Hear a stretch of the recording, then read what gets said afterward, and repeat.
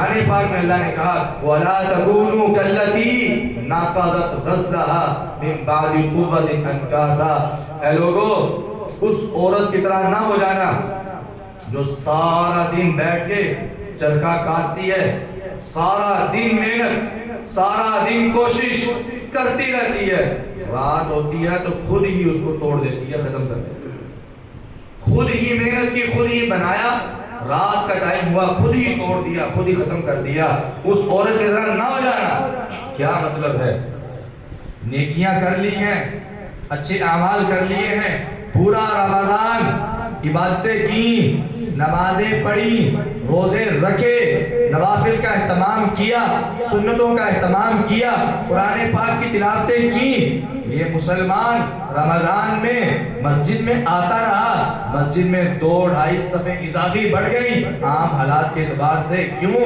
مسلمان آ رہے ہیں رمضان میں نماز پڑھنے کے لیے آ رہے ہیں، لیکن وہی مسلمان جب اسی عید والے دن کی ظہر کا ٹائم ہوتا ہے تو مسلمان غائب ہو جاتا ہے، پھر اگلے رمضان میں نظر آئیں گے۔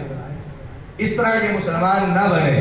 رمضان المبارک میں جتنی نیکیاں کی ہیں، اللہ کی قسم مجھے جب وہ حدیث یاد آتی ہے رونگٹے کھڑے ہو جاتے ہیں۔ نبی اسلام نے کہا تھا من ترک صلاۃ مکتوبۃ متعمدا فقد کفر، او کما قال، جس انسان نے فرضی نماز جان بوجھ کے ایک بھی چھوڑ دی، ایک فرضی نماز جان بوجھ کے چھوڑ دی، وہ بندہ دائرہ اسلام سے خارج ہو جاتا ہے۔